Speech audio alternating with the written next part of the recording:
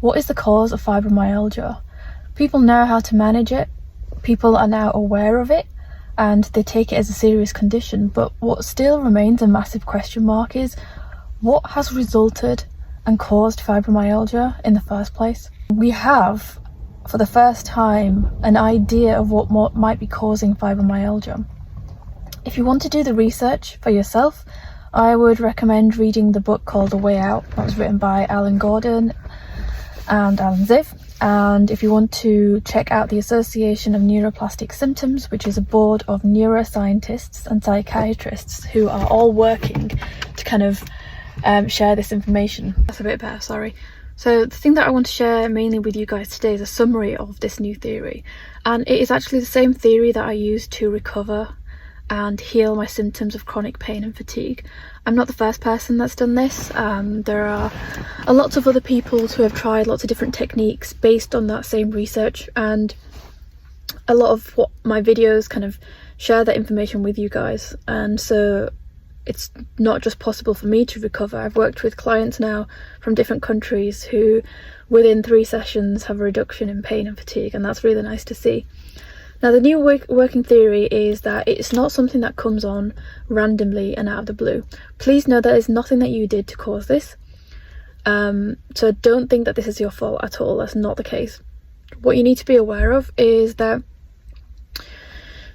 due to adverse childhood experiences, general life trauma, being a woman makes you more kind of susceptible because women's brains process trauma differently to men, and also stresses and things that haven't been processed correctly by our brains all kind of start off like a chain of events within the brain.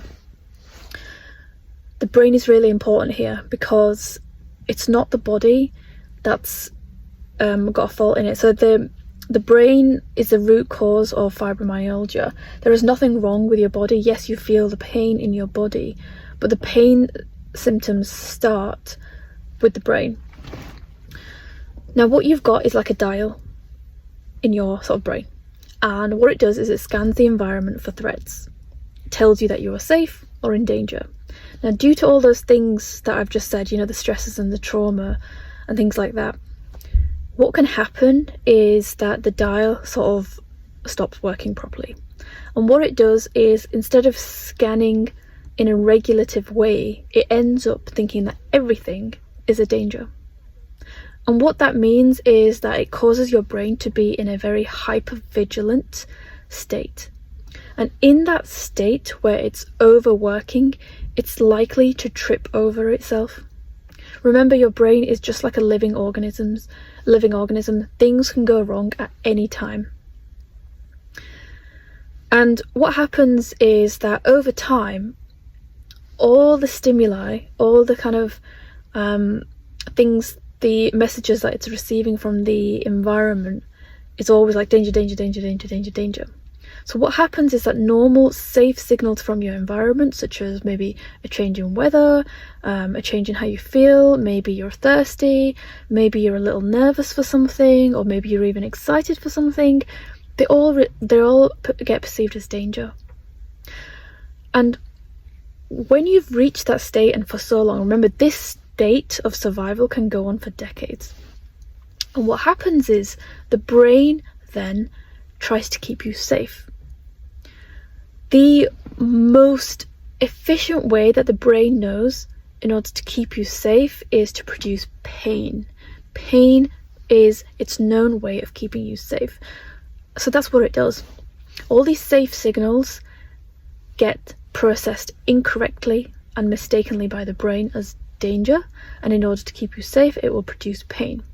And then what happens is people with fibromyalgia, what differentiates them towards other people is that they get stuck in this pain-fear cycle. So let's say your brain produced pain. Because you have that really heightened state of survival, you respond to that pain with more fear. And what that does is it reiterates to the brain that you are in fact in danger.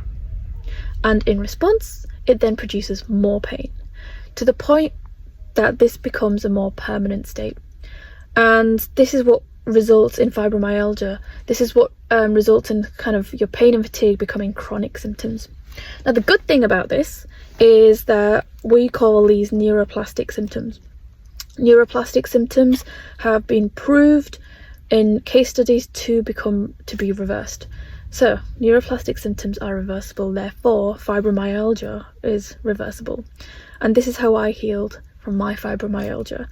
And that's why this video is important, to show you guys that there is actually hope. Just because you've lived in this state for decades doesn't mean that this is your permanent state for the rest of your life. Our brain is neuroplastic, which means that it can be rewired. So the key to healing is that you rewire your brain through therapeutic techniques. It's called pain reprocessing therapy. Look that up. That's one of the main things that I did to heal. I hope it helps you, and please share this information with as many people who are struggling with chronic pain and fatigue, or who have fibromyalgia. Because when I was diagnosed with fibromyalgia, I thought that was it. Like, doctors told me there was no known cure, and that this was it going to be for the rest of my life. I wouldn't be able to kind of do anything anymore.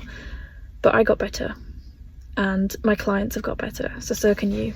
If you learnt something new today, press like, comment your experiences, and remember to share this video.